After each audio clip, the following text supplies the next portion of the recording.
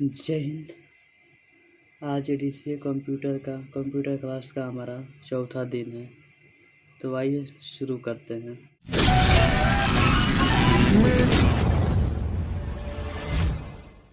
Measurement of memory के माप। जैसे में तरल पदार्थ को हम लीटर इकाई में मापते हैं और ठोस पदार्थ को मापने के लिए हम किलोग्राम में मापते हैं। उसी प्रकार कंप्यूटर की मेमोरी को मापने के लिए हम बाइट, केबी, एमबी, जीबी, टीबी, पीबी इत्यादि में मापते हैं। आइए इसे हम समझ लेते हैं। तो ये हमारा 4th वीडियो है। फर्स्ट, सेकेंड, थर्ड का लिंक वीडियो डिस्क्रिप्शन में है या आपको यहाँ आई बटन में मिल जाएगा। यहाँ पे क्लिक करके आप उस वीडियो पे जा सकते हैं। तो आइए एक एक करके सबके बारे में लाइन बाय लाइन जान लें। तो 1 बाइट इक्वल टू होता है आपके 0 या 1 बाइनरी डिजिट के बराबर 1 बाइट होता है। 1 निबल जो कि हमारा 4 बिट के बराबर होता है। 8 बिट जो कि हमारा 1 बाइट के बराबर होता है। 1024 बाइट जो कि 1 केबी के बराबर होता है। 1 केबी का फुल फॉर्म होता है आपका किलो बाइट, जो कि हम अक्सर ज़्यादा यूज करते हैं। केबी का, एमबी का, जीबी का, ये तीनों के यूज हम अक्सर करते हैं। बीट का, बाइट का यूज अधिकतर बीट, बाइट और आपका टीबी आ गया, पीबी, ईबी सब आपके सुपर कंप्यूटर में होते हैं। मेनफ्रेम कंप्यूटर में इनका प्रयोग होता है। लेकिन अक्सर आप देखते हो कि जब भी आप अपने मोबाइल यूज करते होंगे तो आपको केबी, एमबी, जीबी आप जब भी यूज करेंगे तो हम तीनों का यूज करते हैं, लेकिन इन सभी के यूज सुपर कंप्यूटर में किया जाता है। तो 1024 बाइट इक्वल टू 1 केबी होता है। 1024 केबी को मिला के 1 MB होता है, जो कि हमारा 1 MB खर्चा होता है ना, तो 1024 केबी के बराबर 1 MB होता है। 1024 MB के बराबर 1 GB होता है। 1 GB में हमारे 1024 MB होते हैं। आपसे कोई क्वेश्चन पूछ सकता है कि 1 GB में कितने MB होते हैं, तो 1 GB में आपके 1024 MB होते हैं। जबकि आपके MB का फुल फॉर्म होता है मेगाबाइट, GB का फुल फॉर्म होता है जीटाबाइट। तो आप समझ गए होंगे 1 GB में 1024 MB होते हैं। 1024 MB में 1 TB होते हैं। 1024 GB में 1024 GB में 1 TB होते हैं। 1024 TB में 1 PB, 1024 PB में 1 EB, 1024 EB में 1 ZB। जैसे में क्या आप समझ ले आप 1024 GB इक्वल टू 1 TB, यानी कि 1024 GB के बराबर 1 TB होता है। यदि 2 TB हो जाएगा तो 2048 GB हो जाएगा। तो TB का फुल फॉर्म होता है टेराबाइट, पीबी का फुल फॉर्म होता है पेटाबाइट, ईबी का फुल फॉर्म होता है एक्स्ट्राबाइट।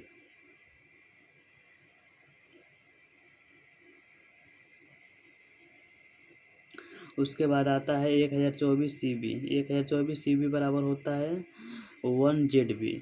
1 ZB का फुल फॉर्म होता है जेटाबाइट, ZB का जेटाबाइट, जो कि हमारे 1024 CB बराबर होता है। इस सभी का प्रयोग हम सुपर कंप्यूटर में करते हैं। हम TB, PB, EB, ZB, YB super computer में, इन्फिनिम कंप्यूटर में, क्योंकि हाईएस्ट क्वालिटी के सब चिप होते हैं, जो कि हमारे मोबाइल में लोड या कंप्यूटर सिस्टम में लोड नहीं ले पाएंगे। उसके बाद होता है 1024 GB बराबर 1 YB। YB का फुल फॉर्म होता है 8 बाइट। 1024 YB बराबर होता है 1 ब्रोंटो बाइट। 1024 ब्रोंटो बराबर होता है 1 जियो बाइट, जो कि आपके gigabyte is the highest memory. सबसे हाईएस्ट मेमोरी जियो बाइट होता है, जो कि हमारे सुपर कंप्यूटर में प्रयोग किए जाते हैं। तो आशा करते हैं कि आप समझ गए होंगे। नेक्स्ट है, अब आइए नेक्स्ट देख लेते हैं क्या है। तो नेक्स्ट है हमारा एक्सपेंशन स्लॉट। आइए जानते हैं एक्सपेंशन स्लॉट क्या होता है या किसे कहते हैं। तो एक्सपेंशन स्लॉट एक स्लॉट होता है जहां sound card, graphic card, network card इत्यादि को लगाया जाता है। एक्सपेंशन स्लॉट होता है जहां पर साउंड कार्ड है। आप डेस्कटॉप या कंप्यूटर के बगल में जो छोटे यूएसबी स्टोरेज होते हैं, वहाँ पर साउंड कार्ड लगाया जाता है, ग्राफिक कार्ड, नेटवर्क कार्ड, उसी को हम एक्सपेंशन स्लॉट कहते हैं।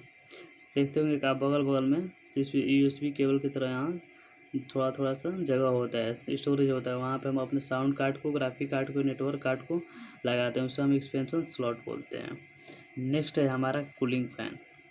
व्हाट इज कूलिंग फैन, या कूलिंग फैन क्या है या किसे कहते हैं। तो कूलिंग फैन एक फ़ैन होता है जो सीपीयू के गर्म हवा को लेकर बाहर निकलता है। कूलिंग फैन एक फ़ैन होता है, वो फैन अर्थात पंखा, यानी कि वो चलने का काम करता है, फ़ैन की तरह चलता है, जो सीपीयू की गर्म हवा को लेकर बाहर निकलता है। जब भी हम अपने कंप्यूटर का प्रयोग करते हैं तो कंप्यूटर हमारा हीट हो जाता है, अर्थात सीपीयू हीट हो जाता है, और इसी के गर्म हवा को लेकर ये कूलिंग फैन होता है वो निकलता है। अर्थात सीपीयू जब हमारा गर्म होता है तो कूलिंग फैन अपने हवा से उसको ठंडा करता है। और सीपीयू को हम कंप्यूटर को ब्रेन कहते हैं, इसलिए ज़्यादा हीट हो जाता है, और उसके गर्म हवा को निकालने के लिए हम कूलिंग फैन का प्रयोग करते हैं। नेक्स्ट है हमारा ग्राफिक कार्ड। तो आइए जानते हैं ग्राफिक कार्ड क्या है या किसे कहते हैं। तो ग्राफिक कार्ड एक कार्ड होता है जिसकी सहायता से मॉनिटर से डिस्प्ले पर देखा जाता है। ग्राफिक कार्ड होता है जिसकी सहायता से मॉनिटर पर डिस्प्ले पर देखा जाता है, यानी मॉनिटर एंड डेस्कटॉप पर देखने के लिए हम ग्राफिक कार्ड का प्रयोग करते हैं। ग्राफिक कार्ड जो हमारे मॉनिटर में ऑलरेडी पहले से लगा होता है, उसी की सहायता से हम डिस्प्ले पर देखते हैं डिस्प्ले पर क्या है क्या नहीं, आइकन को देखने ग्राफिक कार्ड की सहायता से हम डिस्प्ले पर आइकन को देखते हैं। यदि ग्राफिक कार्ड नहीं रहे तो हम डिस्प्ले पर आइकन को नहीं देख सकते हैं, इसीलिए ग्राफिक कार्ड का प्रयोग किया जाता है। तो आइए जान लेते हैं इससे संबंधित कुछ फुल फॉर्म हैं जो कि इम्पोर्टेंट है। लान का फुल फॉर्म होता है लोकल एरिया नेटवर्क। यूएसबी का फुल फॉर्म होता है यूनिवर्सल सीरियल बस। वीजीए का फुल फॉर्म होता है विजुअल ग्राफिक एरे। एचडीएमआई का फुल फॉर्म होता है हाई डिफेंसिटी मल्टीमीडिया इंटरफेस। अब नेक्स्ट देख लेते हैं हम। नेक्स्ट है हमारा नेटवर्क कार्ड। तो आइए जानते हैं नेटवर्क कार्ड क्या है या किसे कहते हैं। नेटवर्क कार्ड एक कार्ड होता है जिसे लान केबल की सहायता से कनेक्ट कर या जोड़कर इंटरनेट को चलाया जाता है। लान केबल नेटवर्क कार्ड। तो नेटवर्क कार्ड एक कार्ड होता है जिसे लान केबल की सहायता से कनेक्ट कर या जोड़कर इंटरनेट को चलाया जाता है। इंटरनेट को चलाने के लिए हमारा लान केबल जो हमारे ज़मीन के नीचे उसका कनेक्शन होता है वो नेटवर्क कार्ड होता है, उसी की सहायता से हम इंटरनेट को चलाते हैं। वो हमारी ज़मीन के नीचे चारों तरफ बिछा रहता है, समुद्र में बिछा रहता है, उसी के द्वारा हम अपने इंटरनेट को कनेक्ट कर चलाते हैं, वही हमारा नेटवर्क कार्ड होता है। नेक्स्ट है हमारा साउंड कार्ड। तो आइए जानते हैं साउंड कार्ड क्या है या साउंड कार्ड किसे कहते हैं। तो साउंड कार्ड एक कार्ड होता है जिससे कंप्यूटर से कनेक्ट कर आवाज़ सुनाया जाता है। साउंड कार्ड जिसके जो भी कंप्यूटर में हमारा आवाज़ होता है उसे सुनने के लिए हम साउंड कार्ड का प्रयोग करते हैं। इसकी सहायता से हमको कोई भी कंप्यूटर में होने वाली आवाज़ को हम सुन सकते हैं, या कंप्यूटर में कुछ भी हम आवाज़ करते हैं देखते हैं तो उसमें जो भी आवाज़ होता है साउंड होता है उस साउंड को सुनने के लिए हम साउंड कार्ड का प्रयोग करते हैं। नेक्स्ट है हमारा हार्ड डिस्क, जो कि बहुत इम्पोर्टेंट है। हार्ड डिस्क क्या है या किसे कहते हैं। तो हार्ड डिस्क एक कंप्यूटर की परमानेंटली मेमोरी है जो हमारे डाटा को हमेशा के लिए स्टोर करके रखता है। इसका डाटा लाइट जाने पर इरेज नहीं होता है।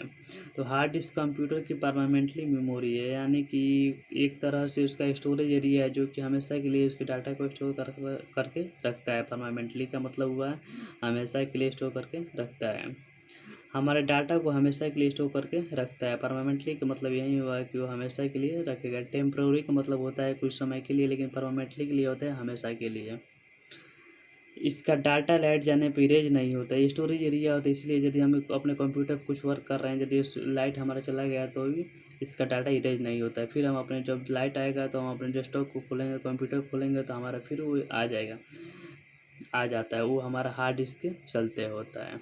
तो नेक्स्ट हम देखते हैं। नेक्स्ट है हमारा सीपीयू, जो कि बहुत इंपॉर्टेंट है, पूरा इंपॉर्टेंट है। कंप्यूटर का ब्रेन है, यही कहा था, इसी के चलते कंप्यूटर चलता है। यदि नहीं रहे तो नहीं। जिस तरह मनुष्य को मस्तिष्क होता है, अंग स्तरीय पूरा नियंत्रण हमारा मस्तिष्क रखता है, उसी प्रकार कंप्यूटर जो है उसका पूरा सिस्टम उस्टम जो भी उसका रख रखाव होता है, उसको चलाना होता है, स्टोरेज एरिया, वो सब हमारी सीपीयू के तहत होता है। जैसे मनुष्य को चलने के लिए, सोचने समझने के लिए मस्तिष्क उसका होता है, उसी प्रकार कंप्यूटर को सोचने समझने के लिए सीपीयू होता है। तो आइए जान लेते हैं सीपीयू क्या है या किसे कहते हैं। तो सीपीयू को सेंट्रल प्रोसेसिंग यूनिट और मेन प्रोसेसर के नाम से जाना जाता है। सीपीयू को कंप्यूटर के ब्रेन के नाम से भी जाना जाता है। अर्थात सीपीयू का फुल फॉर्म होता है सेंट्रल प्रोसेसिंग यूनिट। इसे सेंट्रल प्रोसेसिंग यूनिट और मेन प्रोसेसर के नाम से जाना जाता है। इसे दो नामों से जाना जाता है, पहला सेंट्रल प्रोसेसिंग यूनिट और सेकेंड है आपका मेन प्रोसेसर यूनिट। सीपीयू को कंप्यूटर का ब्रेन कहा जाता है। सीपीयू को कंप्यूटर का ब्रेन कहा जाता है, अर्थात जो भी हमारा कंप्यूटर है उसको सोचने समझने की क्षमता अर्थात ब्रेन वो ब्रेन में ही होती है। तो ब्रेन किसे कहते हैं? सीपीयू को। कंप्यूटर के ब्रेन हम सीपीयू को कहते हैं। इस पर मनुष्य को सोचने के लिए उसके मस्तिष्क होता है और उसी प्रकार कंप्यूटर को सोचने समझने चलने के लिए उसके सीपीयू होता है, जो कि हर एक काम सीपीयू के द्वारा होता है। यहाँ से आके कोई भी आदेश यहीं से जारी होता है, उसके बाद वर्क होता है। इसलिए सीपीयू को कंप्यूटर का ब्रेन कहा जाता है। इंपॉर्टेंट है, बहुत इंपॉर्टेंट क्वेश्चन है। क्वेश्चन भी पूछ सकता है कि कंप्यूटर का ब्रेन किसे कहते हैं? तो सीपीयू कहते हैं। मेन प्रोसेसर किसे कहते हैं? तो सीपीयू को कहते हैं, जो कि सीपीयू के मेन प्रोसेसर के नाम से भी जाना जाता है। नेक्स्ट है हमारा रैम। रैम किसे कहते हैं या क्या होता है, ये भी इम्पोर्टेंट है हमारा कंप्यूटर का, जो कि इसके तहत ही हमारा कंप्यूटर चलता है, हार्ड वर्क करता है, बहुत फास्ट चलता है। कंप्यूटर को फास्ट चलाने के लिए हमें रैम की आवश्यकता होती है। रैम रहेगा तभी हमारा कंप्यूटर फास्ट चलेगा, नहीं तो स्लो वर्क करेगा। 1 घंटा का काम इसको 5 घंटा में करेगा। रैम रहेगा हमारा तो बहुत फास्ट काम करता है।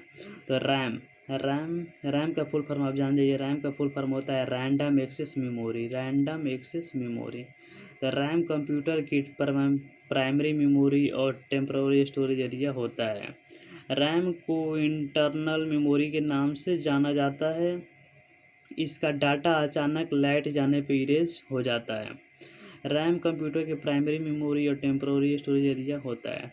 प्राइमरी मेमोरी, रैम को हम प्राइमरी मेमोरी के नाम से जानते हैं और टेम्पररी स्टोरेज एरिया होता है, अर्थात इसमें कुछ समय के लिए डाटा को रखा जाता है जब तक हम इस पर वर्क करते हैं, इसलिए टेम्पररी एरिया होता है। रैम को इंटरनल मेमोरी के नाम से जानते हैं। जो रैम होता है उसे हम इंटरनल मेमोरी कहते हैं, बाहरी मेमोरी के नाम से जानते हैं। इसका डाटा अचानक लाइट जाने पर इरेज हो जाता है, क्योंकि टेम्पररी स्टोरेज एरिया होता है। इसी के कारण जब लाइट चला जाता है तो इसका डाटा इरेज हो जाता है, अर्थात मतलब पूरा ख़त्म हो जाता है। जहाँ जो भी हम सिस्टम पे वर्क करते हैं वो पूरा हमारा ख़त्म हो जाता है। नेक्स्ट है हमारा रोम, जो कि ये भी बहुत इम्पोर्टेंट है।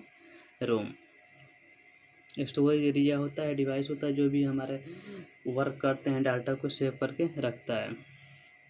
ये हमारा 4th वीडियो है। 1st, 2nd, 3rd वीडियो के डिस्क्रिप्शन में है, या आप यहाँ आई बटन पे क्लिक करके उस वीडियो पे जा सकते हैं। रोम रोम रोम रोम का फुल फॉर्म सबसे पहले जान लेते हैं। रोम का फुल फॉर्म होता है read only memory. Read only memory.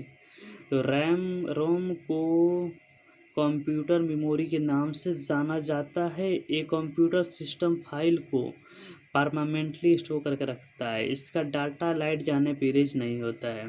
RAM को कंप्यूटर मेमोरी के नाम से जानते हैं, क्योंकि इसमें स्टोरेज एरिया होता है, इसे हम कंप्यूटर मेमोरी के नाम से जानते हैं।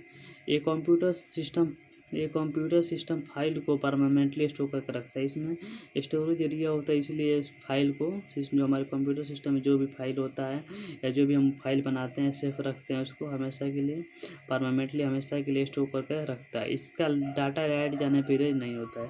ये परमानेंटली स्टोरेज एरिया होता है, इसीलिए हमेशा इसका हमारे जो भी हम उस पर वर्क करते हैं, हमारे डाटा को जो भी वर्क करते हैं उस डाटा को ही रखता है, स्टोर करके रखता है। इसीलिए लाइट जाने पर भी हमारा इरेज नहीं होता है, वो हमारा काम चलता रहता है। तो आइए जान लेते हैं इससे संबंधित कुछ फुल फॉर्म। सीपीयू का फुल फॉर्म होता है central processing unit. Central processing unit. RAM का फुल फॉर्म होता है random access memory. Random access memory. ROM का फुल फॉर्म होता है read only memory. Read only memory. तो हाय गाइस, आशा करते हैं कि आपको ये वीडियो पसंद आई हो तो लाइक सब्सक्राइब करना ना भूलें और बगल में पड़े बेल आइकन की घंटी बजा लें, ताकि कि आपको ऐसा वीडियो हमेशा मिलते रहे। तो जय हिंद, जय भारत।